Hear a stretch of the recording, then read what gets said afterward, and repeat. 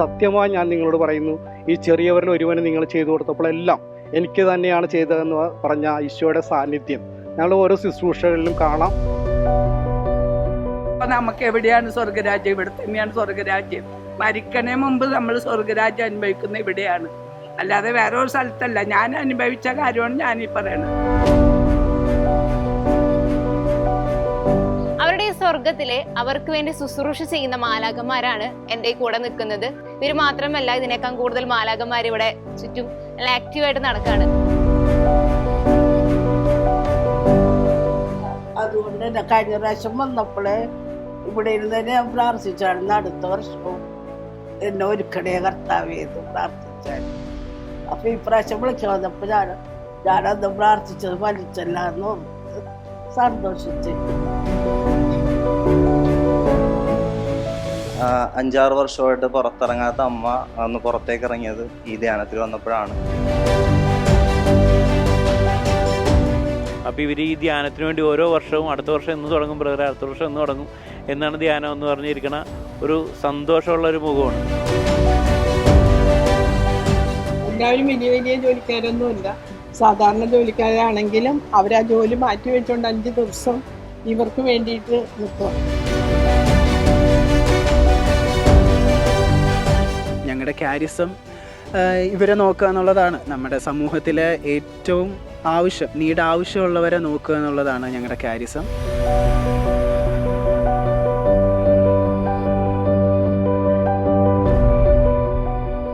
നിന്റെ കിടക്കയും എടുത്ത് എന്നെ അനുഗമിക്കുക എന്ന കർത്താവിൻ്റെ വാക്കുകൾ സ്വീകരിച്ചുകൊണ്ട് സഹനത്തിൻ്റെയും വേദനയുടെയും പ്രത്യേകിച്ച് രോഗത്തിൻ്റെയും അവസ്ഥയിലൂടെ കടന്നുപോയി ഇന്ന് വീടിൻ്റെ 4 ചുവരുകൾക്കുള്ളിൽ കഴിയുന്നവർക്കായി ആശ്വാസത്തിൻ്റെ കാരുണ്യത്തിൻ്റെ വേദിയാവുകയാണ് കൊച്ചിയിലെ ഈ പള്ളുരുത്തിയിലെ കൊത്തലങ്കോ ആശ്രമം.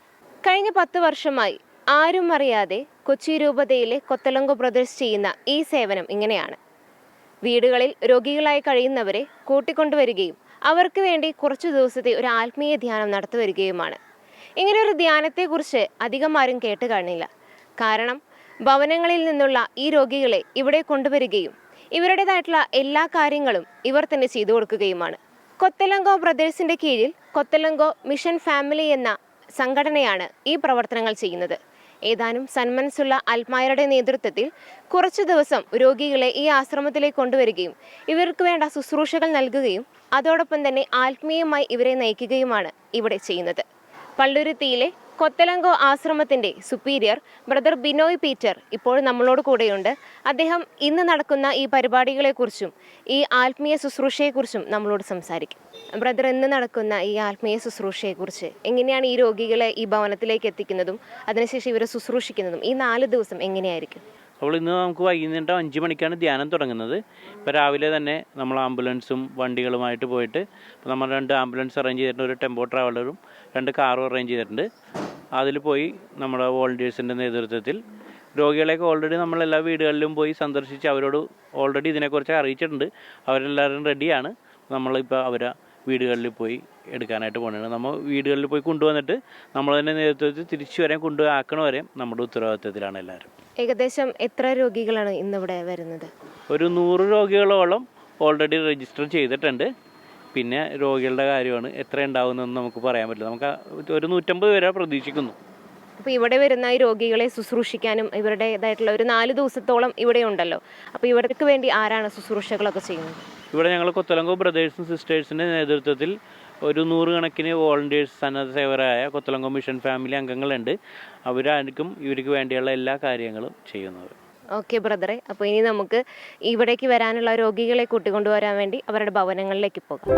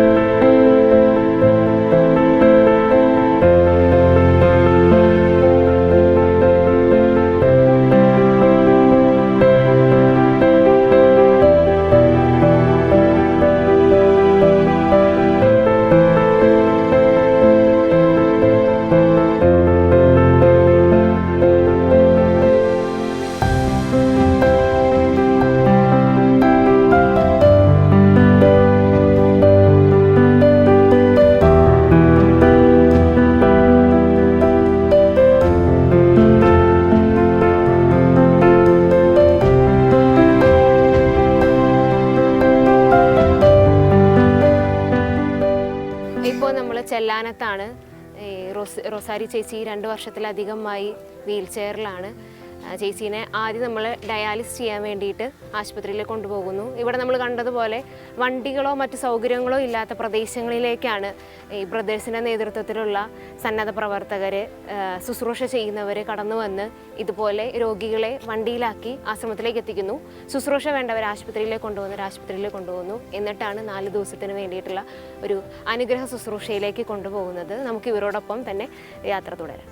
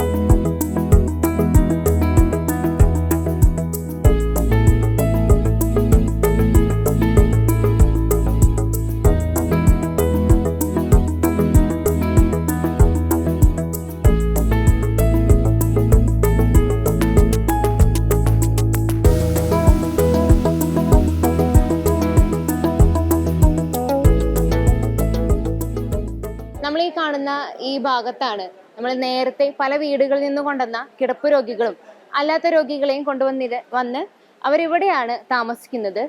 പലരും പല വർഷങ്ങളായിട്ട് ഇവിടെ ഈ ബത്സൈദ ധ്യാനത്തിനായിട്ട് വരുന്നു. അവരെ സംബന്ധിച്ചിടത്തോളം വലിയ സന്തോഷത്തിന്റെ ദിവസങ്ങളാണ്.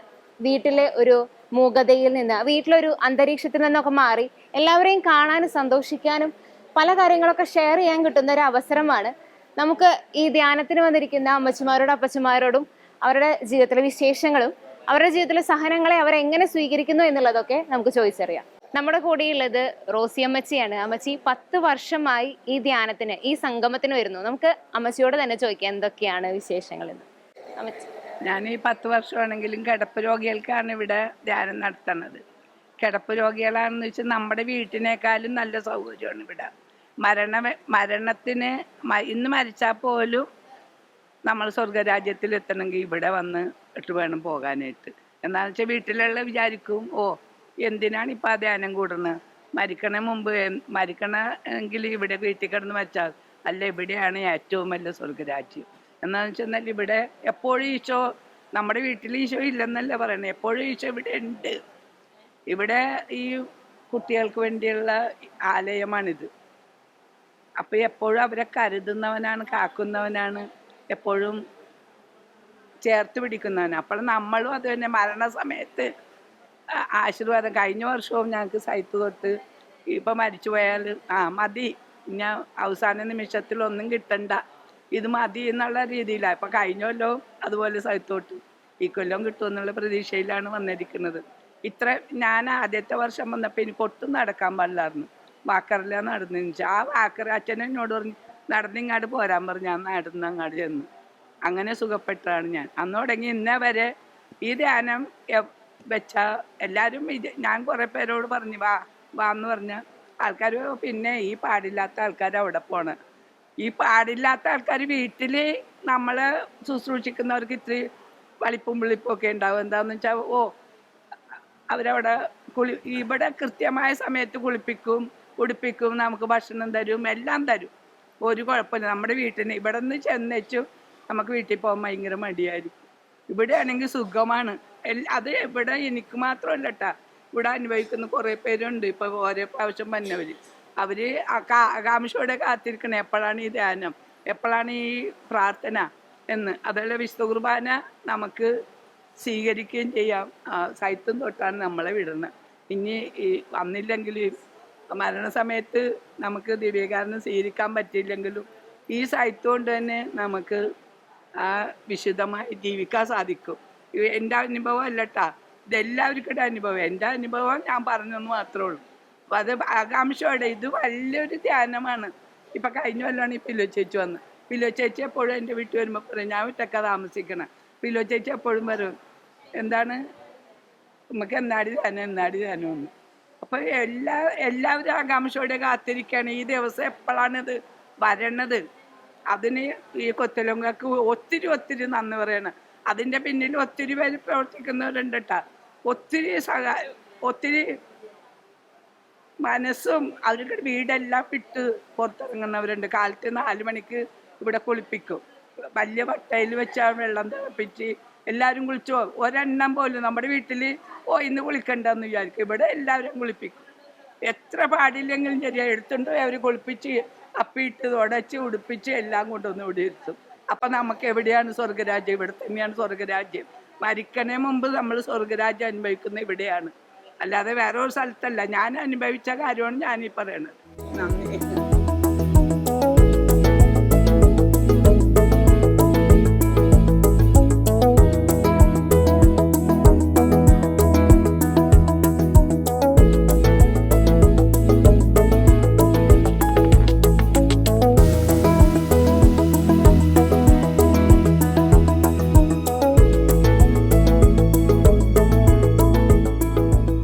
അമ്മച്ചി കുറെ നാളായില്ലേ ഇങ്ങനെ എന്താ പറയാ വീട്ടിൽ തന്നെ ഇങ്ങനെ ആരും കാണാതെ ഇങ്ങനെയൊക്കെ ഇരിക്കുന്നു. പക്ഷെ ഇവിടെ വരുമ്പോ അമ്മച്ചി ഞങ്ങൾ നേരത്തെ കണ്ട പോലെ ഭയങ്കര സന്തോഷമായിരുന്നു. എന്താണ് ഇവിടെ വന്നപ്പോ അമ്മച്ചിക്ക് പറയാനുള്ളത്? എത്ര നാളെ അമ്മച്ചി ഇങ്ങനെ വരാൻ തുടങ്ങിയിട്ട്? ഇവിടെ കഴിഞ്ഞ വർഷമാണ് ആദ്യമായിട്ട് വന്നത്. അപ്പോൾ ഇവിടുത്തെ എല്ലാവരുടെ സ്നേഹവും എല്ലാവരും പരിചരണയും. അപ്പോൾ എനിക്ക് സുഖമില്ലാണ്ട് ഓപ്പറേഷൻ കഴിഞ്ഞ ഇടയ്ക്കായിരുന്നു. അപ്പോൾ എല്ലാവരും പറഞ്ഞു പോകണ്ട, വണ്ടിയിലൊക്കെ കയറി പോകണ്ടെന്ന് പറഞ്ഞെങ്കിൽ ദൈവത്തിൽ വിശ്വസിച്ചാണ് ഇങ്ങോട്ട് പോകുന്നു. ഇവിടെ എല്ലാവരും ഇതൊക്കെ പറഞ്ഞപ്പോൾ നമ്മുടെ അസുഖം പകുതിയും കുറഞ്ഞാണ് നമ്മൾ പോയത്. അപ്പോഴും നമ്മൾ പറഞ്ഞു ഇനി അടുത്ത കൊല്ലം ജീവനോട് ദൈവം തരാണെങ്കിൽ അവിടെ ഇനിയും പോകണമെന്ന് പറഞ്ഞു. ഇപ്പം പാടില്ലായിരുന്നു, എന്നാലും ഞങ്ങൾ ഇപ്പം ഈ സ്ഥലത്തെത്തി ഇരുന്നു. അപ്പോൾ എല്ലാവരും കണ്ടപ്പോൾ നമുക്ക് സന്തോഷമായി. അല്ലെങ്കിൽ നമ്മൾ ഒറ്റയ്ക്കൊക്കെ വീട്ടിലിരിക്കുമ്പോൾ നമുക്ക് പല കാര്യങ്ങളും ഓർമ്മ ചെയ്തിട്ടുണ്ട്. അപ്പം അതുകൊണ്ട് ഇനിയും ജീവിച്ചിരിക്കുകയാണെങ്കിലും വന്നു എന്നുള്ള ആഗ്രഹമുണ്ട്. ഇത് മുന്നേ കഴിഞ്ഞ തവണയൊക്കെ വന്നായിരുന്നോ? കഴിഞ്ഞ പ്രാവശ്യം ആദ്യമായിട്ട് വന്നു. ഇത് 2ാം പ്രാവശ്യം വന്നിട്ട് സന്തോഷാണോ അതോ ഭയങ്കര സന്തോഷം? ഞങ്ങൾ എല്ലാവരും ഞങ്ങളുടെ അടുത്തുനിന്ന് എല്ലാം 3-4 പേരുണ്ട്. ഞങ്ങളെല്ലാവരും നല്ല സന്തോഷത്തിൽ വന്നു. 2 ആളെ കൂടുതൽ മുടങ്ങിയിട്ടുണ്ട്.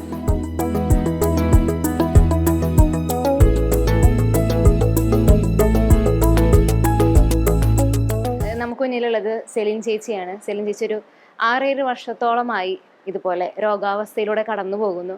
പക്ഷെ ചേച്ചി സന്തോഷമാണ്. കാരണം ദൈവം തന്നതാണ് ഇതെന്നുള്ള ബോധ്യത്തിലാണ് ചേച്ചി ഇപ്പോഴും സന്തോഷത്തോടെ. ചേച്ചിയുടെ ഒരു വിൽ പവറിലാണ് ചേച്ചി ഇപ്പോഴും മുന്നോട്ട് പോകുന്നത്. നമുക്ക് ചേച്ചിയുടെ അനുഭവം എങ്ങനെയാണ്? കഴിഞ്ഞ വർഷവും ചേച്ചി ധ്യാനത്തിന് വന്നിരുന്നു. നമുക്ക് ചേച്ചിയോട് തന്നെ ചോദിക്കും.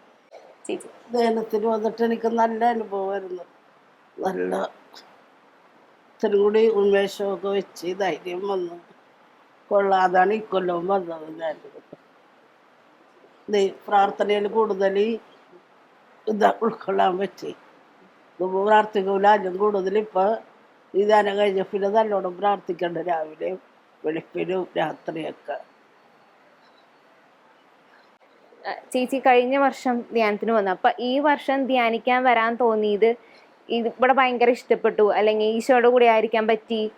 അതുകൊണ്ട് തന്നെ കഴിഞ്ഞ പ്രാവശ്യം വന്നപ്പോഴേ ഇവിടെ ഇരുന്ന് തന്നെ ഞാൻ പ്രാർത്ഥിച്ചായിരുന്നു, അടുത്ത വർഷവും എന്നെ ഒരുക്കണേ കർത്താവ് ചെയ്ത് പ്രാർത്ഥിച്ചാൽ. അപ്പൊ ഇപ്രാവശ്യം വിളിക്കാൻ വന്നപ്പോ ഞാനന്ന് പ്രാർത്ഥിച്ചത് ഫലിച്ചല്ല എന്ന് ഓർത്ത് സന്തോഷിച്ച്.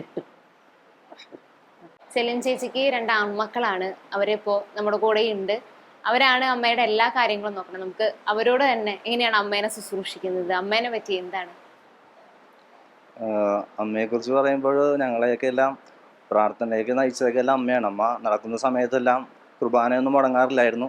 കുറച്ച് നാളായിട്ട് സഹനത്തിലൂടെ ആണെങ്കിലും വീട്ടിലെ പ്രാർത്ഥനയുടെ എല്ലാം അമ്മ തന്നെയാണ്. പ്രത്യേകിച്ച് കഴിഞ്ഞ വർഷമാണ് ഞങ്ങൾ ഇവിടെ ധ്യാനത്തിന് വരുന്നത്. ജാൻസി ചേച്ചി വീട്ടിൽ വന്ന് ഞങ്ങളെ ക്ഷണിച്ചു.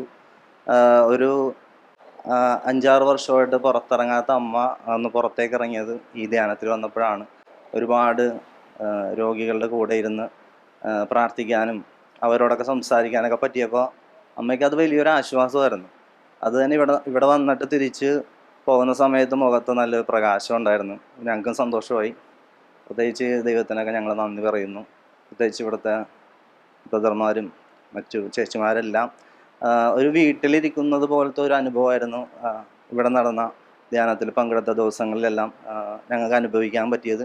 വലിയൊരു ശാന്തതയും സ്നേഹവും ദൈവസ്നേഹമൊക്കെ എല്ലാം ആ ദിവസങ്ങളിൽ ഞങ്ങൾക്ക് അനുഭവിക്കാൻ പറ്റി. അതിന് ദൈവത്തിന് നന്ദി പറയുന്നു.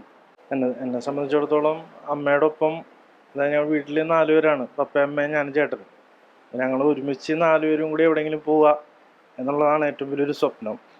അപ്പോൾ ഇവിടെ കഴിഞ്ഞ കൊല്ലം വന്നപ്പോഴും ഞങ്ങൾ 4 പേരും ഒരുമിച്ച് പുറത്തു പോയപ്പോൾ അതൊരു വലിയൊരു അനുഭവമായിരുന്നു. ഈ വർഷവും ഇവിടെ വരാൻ പറ്റി.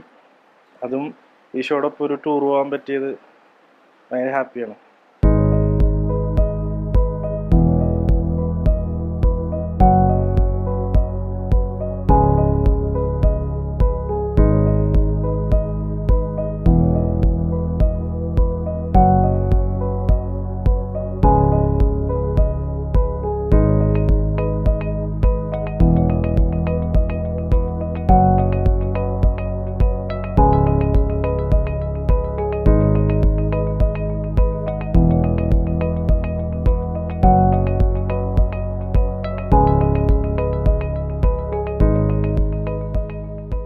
നമ്മൾ നേരത്തെ കണ്ട അപ്പച്ചമാരും അമ്മച്ചമാരും പറഞ്ഞു അവരുടെ ഒരു സ്വർഗമാണിതെന്ന്. അവരുടെ ഈ സ്വർഗത്തിലെ അവർക്ക് വേണ്ടി ശുശ്രൂഷ ചെയ്യുന്ന മാലാഖമാരാണ് എൻ്റെ കൂടെ നിൽക്കുന്നത്. ഇവർ മാത്രമല്ല, ഇതിനേക്കാൾ കൂടുതൽ മാലാഖമാർ ഇവിടെ ചുറ്റും നല്ല ആക്റ്റീവായിട്ട് നടക്കുകയാണ്. നമുക്ക് അവരോട് തന്നെ ചോദിക്കാം, എങ്ങനെയാണ് ഇവിടെ ഈ അപ്പച്ചമാരെയും അമ്മച്ചിമാരെയൊക്കെ ശുശ്രൂഷിക്കുമ്പോൾ നിങ്ങൾക്കൊരു അനുഭവം എങ്ങനെയാണ്? ഈശോയിൽ ഒത്തിരി സ്നേഹമുണ്ട്. ഇവിടുത്തെ ഈ ധ്യാനം ഇപ്പോൾ ഈ 10ാം വർഷത്തിലെ ധ്യാനം നടത്തുമ്പോൾ, ഇതിനു മുമ്പ് ഒരു 12 വർഷത്തിന് മുൻപ് കോതമംഗലത്ത് ഇതുപോലെയുള്ള തന്നെ കിടപ്പ് രോഗികൾക്കായിട്ടുള്ള ധ്യാനം, അതിൻ്റെ ശുശ്രൂഷകർക്ക് വേണ്ടിയിട്ട് ഇവിടെ നിന്ന് 3 ശുശ്രൂഷകർ അവിടെ പോയി. അതിൽ ഞാനും ഉണ്ടായിരുന്നു. ദൈവത്തിൻ്റെ അനുഗ്രഹത്താൽ പിറ്റേ വർഷം മുതൽ നമ്മൾ ഇവിടെ നമ്മളുടെ പിതാവിൻ്റെ അനുവാദത്തോടെ കൊച്ചി രൂപതയിൽ ഈ കിടപ്പ് രോഗികൾക്കായിട്ടുള്ള ധ്യാനം തുടങ്ങിയത് ഓർക്കുകയാണ്. എന്തായാലും ദൈവത്തിൻ്റെ വലിയ പരിപാലനയാണ് ഞങ്ങൾ കാണുന്നത്. എഫോസുകാർക്ക് എഴുതിയ ലേഖനത്തിലെ 2-ാം അധ്യായത്തിലെ 10-ാം തിരുവചനം നമ്മുടെ മുമ്പിൽ ഓർക്കുകയാണ്. നാം ദൈവത്തിൻ്റെ കരവേലയാണ്. നാം മുൻകൂട്ടി ചെയ്യാനൊരുക്കിയ സൽപ്രവർത്തികൾക്ക് വേണ്ടി യേശു ക്രിസ്തുവിൽ പണ്ടേ സൃഷ്ടിക്കപ്പെട്ടവരാണ്. ഈശോയുടെ വചനത്തിൽ പറയുന്നുണ്ടല്ലോ, ദീപം കൊളുത്തി പറയുടെ മുകളിൽ വെക്കണം, പീഠത്തിന് മുകളിൽ വെക്കണം, മറ്റുള്ളവർക്ക് പ്രകാശം ഉണ്ടാകാനായിട്ട്. സങ്കീർത്തനം 34:5 പറയുന്നത് പോലെ അവിടുത്തെ നോക്കിയവർ പ്രകാശിതരായി. ഞങ്ങളുടെ എല്ലാ ശുശ്രൂഷയുടെ മേലിലും ഒരു പ്രകാശമുണ്ടെന്നുള്ളത് ഞങ്ങൾക്ക് ഉറപ്പാണ്. വിശുദ്ധ ജോസഫ് കൊത്തലങ്ങുവിൻ്റെ വലിയ സാന്നിധ്യവും നമ്മൾ കാണുന്നു. മത്തായിയുടെ സുവിശേഷം 25-ാം അധ്യായത്തിൽ 40-ാം തിരുവചനത്തിൽ പറയുന്നത് പോലെ, സത്യമായി ഞാൻ നിങ്ങളോട് പറയുന്നു, ഈ ചെറിയവരിൽ ഒരുവന് നിങ്ങൾ ചെയ്തു കൊടുത്തപ്പോഴെല്ലാം എനിക്ക് തന്നെയാണ് ചെയ്തതെന്ന് പറഞ്ഞ ഈശോയുടെ സാന്നിധ്യം ഞങ്ങൾ ഓരോ ശുശ്രൂഷകളിലും കാണാം. ഇവിടെയുള്ള എല്ലാ ശുശ്രൂഷകരുടെ മേലും അവരൂപിയുണ്ട്. ദൈവത്തിൻ്റെ വലിയ കൃപയാൽ ഒരു വീടിൻ്റെ അകത്ത് നിന്ന് പുറത്തോട്ട് ഇറങ്ങാനായിട്ട് ഓരോ വർഷവും ധ്യാനത്തിന് വേണ്ടി കാത്തിരിക്കുന്ന വളരെ പ്രയാസപ്പെടുന്ന രോഗികളും അപ്പച്ചന്മാരും അമ്മച്ചിമാരും ഒക്കെ ഞങ്ങളെ മുമ്പിലുണ്ട്. അവർക്ക് വേണ്ടിയിട്ട് ജീവിതം അവസാനം വരെ ഇതുപോലെ ശുശ്രൂഷ ചെയ്യാനായിട്ടുള്ള കൊതിയും ആഗ്രഹവും പരിശുദ്ധാത്മാവിൻ്റെ സ്നേഹവും സന്തോഷവും ഞങ്ങളെല്ലാവരും ഉണ്ടാകാൻ വേണ്ടി ഞങ്ങൾ പ്രാർത്ഥിക്കുന്നു. ദൈവം കൂടുതലായിട്ട് ഇനിയും ഒത്തിരി മേഖലകളിൽ ഇതുപോലുള്ള വേദനിക്കുന്നവരെ കണ്ടെത്തി അവർക്ക് വേണ്ടി ശുശ്രൂഷ ചെയ്യണമെന്നാണ് ഞങ്ങളുടെ ആഗ്രഹം. ദൈവം അതെല്ലാം സഫലമാക്കട്ടെ എന്ന് പ്രാർത്ഥിക്കുന്നു. എന്നേക്കാൾ എനിക്ക് പറയാനുള്ളത് എൻ്റെ അമ്മായിയമ്മയെ കുറിച്ചാണ്. എൻ്റെ അമ്മായിയമ്മ 26 വർഷത്തിലധികം ഇവിടെ വന്ന് രോഗികളായ ഈ കുട്ടികൾക്ക് ഉച്ച സമയത്ത് എത്ര വയ്യെങ്കിലും അമ്മച്ചി 12 മണി എന്ന് പറഞ്ഞ ആ സമയത്ത് വീട്ടിൽ നിന്ന് ഇറങ്ങി ഇവിടെ വന്ന് ഭക്ഷണം കോരിക്കൊടുക്കുന്ന ഒരു അമ്മച്ചിയായിരുന്നു. 10 വർഷമായിട്ട് അമ്മച്ചിയിലൂടെയാണ് ഞാൻ ഇവിടെ കൊത്തലങ്കോല് ഫാമിലി അറിയുവാനും ഇവിടെ വന്ന് 3.5 വയസ്സുള്ള എൻ്റെ മകളെയായിട്ട് ഞങ്ങൾ ഡെയിലി കുർബാനക്ക് വന്നും അതിലൊരു സന്തോഷം കണ്ടെത്തുവാനായിട്ട് കഴിഞ്ഞിന്ന് എൻ്റെ മക്കൾക്ക് 2 പിള്ളേരും ഇവിടെ വന്ന് ഡെയിലി കുർബാന കൂടാനും ഈ മക്കളോടൊത്ത് ചെലവഴിക്കാനും കഴിഞ്ഞിട്ട്. പക്ഷേ എനിക്ക് മറക്കാൻ പറ്റാത്തത് എൻ്റെ അമ്മായിയമ്മ ചെയ്ത സഹായങ്ങൾ ഇപ്പോഴും ഞങ്ങൾക്കൊരു വീട്ടിലെ അനുഗ്രഹമായിട്ട് എൻ്റെ മക്കൾ 2 പേരെയും പഠിപ്പിച്ച് നല്ല വിദ്യാഭ്യാസം കൊടുക്കുന്ന ആ ഒരു അമ്മ ചെയ്ത ഒരു അനുഗ്രഹമാണെന്ന് ഞാൻ കൂടുതൽ വിശ്വസിക്കുന്നു. 2 പേർക്കും നല്ല ജോലിയിലും നല്ല നിലയെത്തുന്നത് എൻ്റെ അമ്മായിയമ്മയിലൂടെ തന്ന ദൈവത്തിൻ്റെ അനുഗ്രഹമാണെന്ന് ഞാൻ പൂർണ്ണമായിട്ടും വിശ്വസിക്കുന്നു.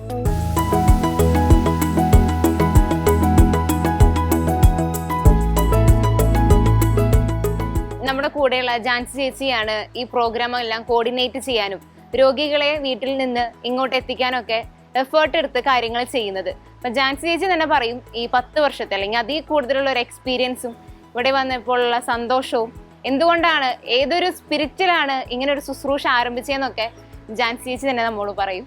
ചേച്ചി, ഇവിടുത്തെ കൊത്തലിംഗോ മിഷൻ ഫാമിലി എന്ന് പറഞ്ഞൊരു ഗ്രൂപ്പ് ഉണ്ട് ഇവിടെ.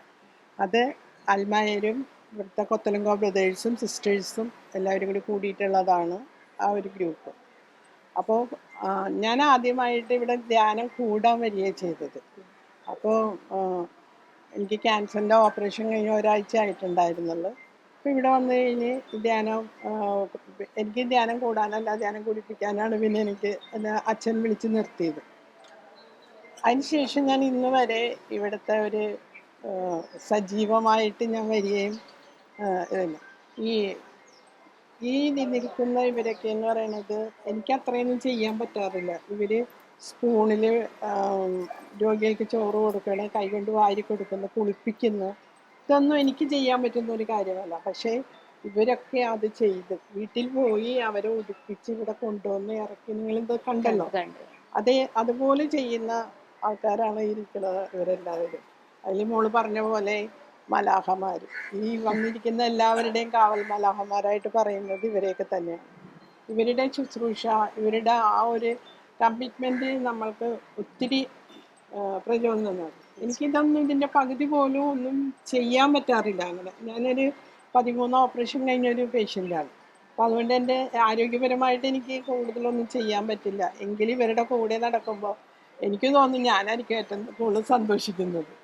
എനിക്ക് ഭയങ്കര സന്തോഷമാണ് ഇവിടെ വന്നത്.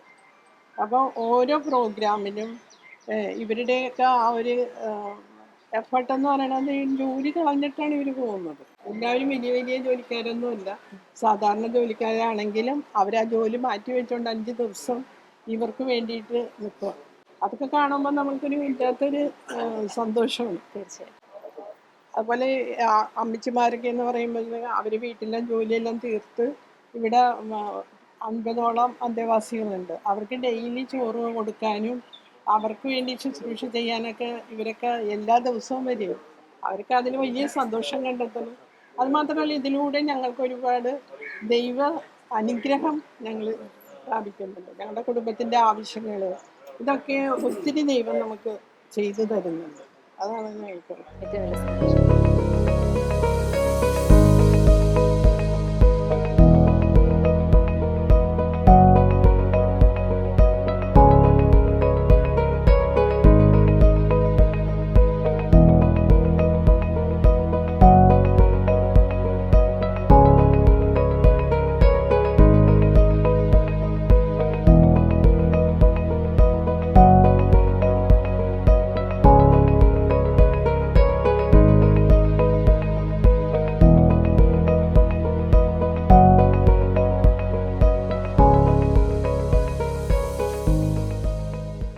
കൊത്തലങ്കോ 200 വർഷങ്ങൾക്ക് മുമ്പ് ഇറ്റലിയിലാണ് സ്ഥാപിതമായത്. വിശുദ്ധ ജോസഫ് കൊത്തലങ്കോ എന്നാണ് സൈറ്റിൻ്റെ പേര്. 3 സഭകളാണുള്ളത്, കൊത്തലങ്കോ ബ്രദേഴ്സും സിസ്റ്റേഴ്സും ഫാദേഴ്സും. അത് ഇവിടെ ഇപ്പോൾ കൊത്തലങ്കോ ബ്രദേഴ്സ് എന്നുള്ള സഭയിലാണ് നമ്മളുള്ളത്.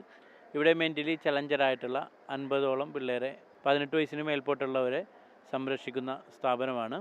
നമ്മൾ എല്ലാ വർഷവും ഇവിടെ ഒരു പ്രത്യേക ഇവൻ്റ് നടത്താറുണ്ട്. വയോജനങ്ങൾക്കും കിടപ്പ് രോഗികൾക്കുമായിട്ടുള്ള ഒരു ധ്യാനം. ഇത് കഴിഞ്ഞ ഇപ്പോൾ 10 വർഷമായി, കഴിഞ്ഞ 9 വർഷമായിട്ട് ഇങ്ങനെ ചെറിയ രീതിയിൽ ഇങ്ങനെ തുടങ്ങി നന്നായിട്ട് ഇപ്പോൾ പോകുന്നു. ഒരുപാട് കിടപ്പ് രോഗികളുടെയും വയോജനങ്ങളുടെയും പ്രതീക്ഷയാണ് ഈ ധ്യാനം. കാര്യം അവർക്ക് വേറെ ഒരു പുറത്തു പോകാനായിട്ടാ അങ്ങനെയുള്ള സാഹചര്യമില്ലാത്തവരാണ്. അപ്പോൾ നമ്മൾ തന്നെ ട്രാൻസ്പോർട്ടേഷൻ, നമ്മൾ തന്നെ വണ്ടിയെടുത്ത് അവരെ കൊണ്ടുവന്ന് ഒരു 5 ദിവസം ഒരു ചേഞ്ച് ആയിട്ടുള്ള ഒരു അറ്റ്മോസ്ഫിയർ വീടുകളിൽ നിന്ന് മാറി നിന്നുകൊണ്ട്, ഒപ്പം രോഗിക്കും മാത്രമല്ല അവരുടെ ശുശ്രൂഷിക്കുന്നവർക്കും കൂടി ഒരു ചേഞ്ച് കൊടുക്കാനായിട്ടുള്ള ഒരു ചെറിയൊരു എളിയ സംരംഭം. അത് രോഗികളിൽ വളരെയധികം എഫക്റ്റ് തരുന്നുണ്ട്. കഴിഞ്ഞ കുറേ വർഷങ്ങളായി ഞങ്ങളിത് സ്ഥിരമായിട്ട് കാണുന്നതാണ്. ഈ ധ്യാനത്തിനായിട്ട് പ്രതീക്ഷിച്ചിരിക്കുന്ന ഒരുപാട് മുഖങ്ങളാണ്. നമ്മൾ എപ്പോഴും ഇവരായിട്ടൊരു കോണ്ടാക്റ്റ് ഉണ്ട്. എപ്പോഴും നമ്മൾ സാധിക്കുമ്പോഴെല്ലാം ഇവരെ ചെന്ന് വീടുകളിൽ ചെന്ന് സന്ദർശിക്കുന്ന ഒരു പതിവുണ്ട്. അപ്പോൾ ഇവർ ഈ ധ്യാനത്തിന് വേണ്ടി ഓരോ വർഷവും അടുത്ത വർഷം എന്ന് തുടങ്ങും ബ്രദറെ, അടുത്ത വർഷം എന്ന് തുടങ്ങും എന്നാണ് ധ്യാനം എന്ന് പറഞ്ഞിരിക്കണ ഒരു സന്തോഷമുള്ളൊരു മുഖമാണ്. അതാണ് ഇതിൽ നിന്ന് ഏറ്റവും എവിഡൻ്റായിട്ട് നമുക്ക് കാണാൻ പറ്റുന്നത്. പിന്നെ ഈശോനെ കൊടുക്കാൻ സാധിക്കുക, അങ്ങനെ എല്ലാ വചനം പങ്കുവെക്കാനായിട്ടുള്ളതിനേക്കാളും നമുക്ക് എവിഡൻ്റായിട്ട് ഇവർക്ക് എന്താണ് ചെയ്യാൻ പറ്റണത് എന്നുള്ളതും ആ ഒരു സന്തോഷം കൊടുക്കാൻ സാധിക്കും എന്നുള്ളതാണ് ഈ ധ്യാനത്തിൻ്റെ എവിഡൻ്റായിട്ടുള്ളൊരു പ്രത്യേകമായിട്ട് പറയാനുള്ളത്. നിത്യവിശുദ്ധയാം കന്യാമറിയമേ നിൻ നാമം വാഴ്ത്തപ്പെടട്ടെ.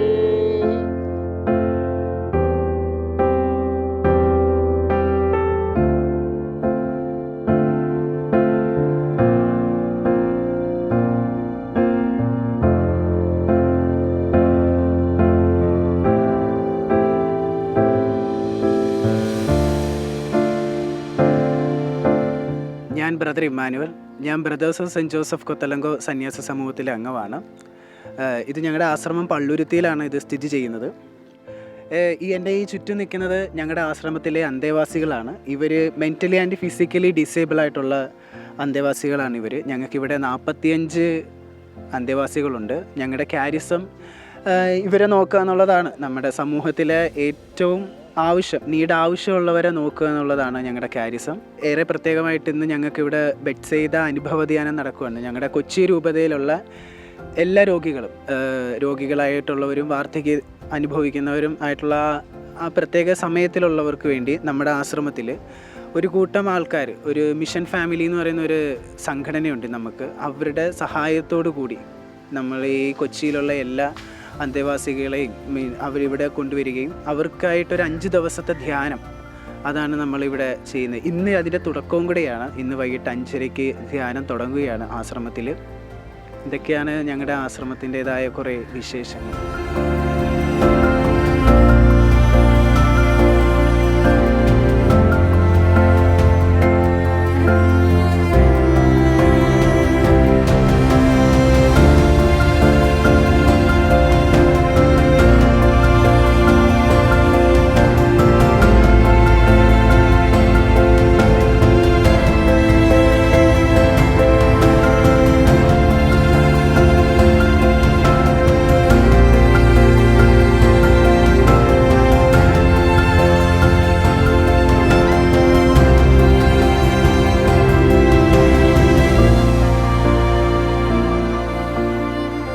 എൻ്റെ പേര് സിസ്റ്റർ സ്റ്റെല്ല മേരി എന്നാണ്. ഞാനും ഒരു കൊത്തലങ്കോ സിസ്റ്ററാണ്. ഞാൻ ആദ്യമായിട്ടാണ് ഇങ്ങനെ ഒരു അനുഭവ ധ്യാനത്തിൽ പങ്കെടുക്കുന്നതും ഇങ്ങനെ ഒരു നല്ലൊരു എക്സ്പീരിയൻസ് ഉണ്ടാകുന്നതും. ഞങ്ങളിവിടെ 5 സിസ്റ്റേഴ്സാണ് ഉള്ളത്. അതിൽ ഞങ്ങൾ 3 സിസ്റ്റേഴ്സും ഞങ്ങളുടെ ബ്രദേഴ്സിൻ്റെ കുട്ടികൾക്ക് വേണ്ടിയിട്ട് സേവനം അനുഷ്ഠിക്കുകയാണ്. ഞങ്ങളുടെ ബ്രദേഴ്സ് ഇവിടെ ഈ സേവനം തുടങ്ങിയ സമയത്ത് അവരെ ഒന്ന് കോർഡിനേറ്റ് ചെയ്യുവാനായിട്ട് വളരെ കുറച്ച് ബ്രദേഴ്സ് മാത്രമേ ഉണ്ടായിരുന്നുള്ളൂ. അതുകൊണ്ട് സിസ്റ്റേഴ്സിൻ്റെ സഹായം ആവശ്യപ്പെടുകയും അങ്ങനെ 2 സിസ്റ്റേഴ്സ് തുടക്കത്തിൽ കുട്ടികളെ സഹായിക്കുന്നതിനായിട്ട് ഇവിടെ വരികയും ഉണ്ടായി. അതിനുശേഷം ഞങ്ങളുടെ തന്നെ ഒരു കോൺവെൻറ്റ് ഇവിടെ തുടങ്ങുന്നതിനായിട്ട് ആവശ്യപ്പെട്ടതിനാൽ ഞങ്ങൾ 5 സിസ്റ്റേഴ്സ് അടങ്ങുന്ന ഒരു കമ്മ്യൂണിറ്റി ഇവിടെ സ്ഥാപിക്കുകയും ഇപ്പോൾ 5 സിസ്റ്റേഴ്സിൽ 3 പേരും ഇവിടെ നമ്മുടെ കുട്ടികളോടൊപ്പം സേവനം അനുഷ്ഠിക്കുന്നുണ്ട്. ഈ ധ്യാന അനുഭവത്തെക്കുറിച്ച് പറയുകയാണെങ്കിൽ ഒത്തിരി വളരെയധികം മനസ്സിനെ തൊട്ട് തൊടുന്ന ഒരു അനുഭവമാണ് ഉണ്ടാകുന്നത്. കാരണം ഞങ്ങൾ കിടപ്പ് രോഗികളായാലും മറ്റുള്ള രോഗികളായാലും വീടുകളിലേക്ക് സന്ദർശനത്തിനായിട്ട് പോയ സമയത്ത് എനിക്ക് ഒത്തിരി അധികം വേദന തോന്നി. 4 ചുവരുകൾക്കുള്ളിൽ മാത്രം അവർക്ക് അങ്ങോട്ടും ഇങ്ങോട്ടും അനങ്ങുവാൻ സാധിക്കാതെ കിടക്കുന്ന ഈ രോഗികളെ എല്ലാ വർഷവും ഞങ്ങളുടെ ബ്രദേഴ്സും അതുപോലെ തന്നെ കൊത്തലങ്കോ മിഷൻ ഫാമിലിയും ചേർന്ന് ഇവിടെ കൊണ്ടുവരികയും അവർക്ക് ഒത്തിരി സന്തോഷവും സമാധാനവും അതുപോലെ തന്നെ ഒരു പ്രത്യാശയും നൽകുന്ന ഒരു അനുഭവമാണ് ഉണ്ടാകുന്നത്.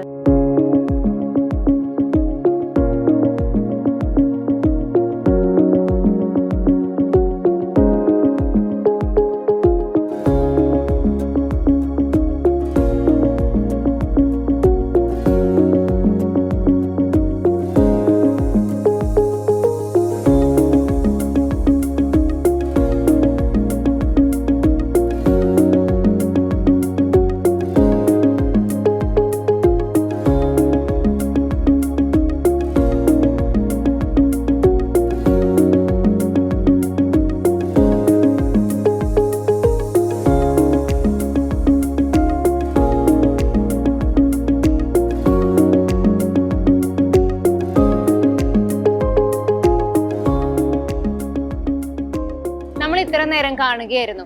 വീടുകളിൽ നിന്നും നമ്മൾ ഒരുപാട് രോഗികളെ ഇവിടെ കൊണ്ടുവന്നു, വണ്ടികളിൽ വന്നു. ഇവരൊക്കെ ഇവിടെ വന്നത് സന്തോഷിക്കാനാണ്. ശരിക്കും പറഞ്ഞാൽ ഈ ഭവനം ഇന്ന് രോഗികളുടെ ഉത്സവമായിട്ട് ആഘോഷിക്കുകയാണ്. അതിന്റെ തുടക്കമായിരുന്നു ഇന്ന് നമ്മൾ കണ്ടത്. ഈ കൊച്ചി രൂപതയിലെ പള്ളുരുത്തിയിൽ നടക്കുന്ന ഈ കൊത്തലങ്കോ പ്രദേശത്തിന്റെ നേതൃത്വത്തിൽ നടക്കുന്ന കൊത്തലങ്കോ മിഷൻ ഫാമിലി സംഘടിപ്പിക്കുന്ന ഈ പരിപാടി എല്ലാവർക്കും മാതൃകയാണ്. പ്രത്യേകിച്ച് ഇവരുടെ പ്രവർത്തനങ്ങളെ നമ്മൾ അഭിനന്ദിക്കേണ്ടിയിരിക്കുന്നു. ഈശോ പറഞ്ഞതുപോലെ മറ്റുള്ളവരിൽ ക്രിസ്തുവിനെ ദർശിച്ച് അവരെ സേവിക്കുവാനും പാവങ്ങൾക്ക് വേണ്ടി ജീവിക്കാനും ഇവരുടെ പ്രവർത്തനം നമുക്കൊരു മാതൃകയാകട്ടെ. സാധിക്കുന്ന വേളയിലെല്ലാം മറ്റുള്ളവരെ സഹായിക്കാൻ നമുക്കും കഴിയട്ടെ.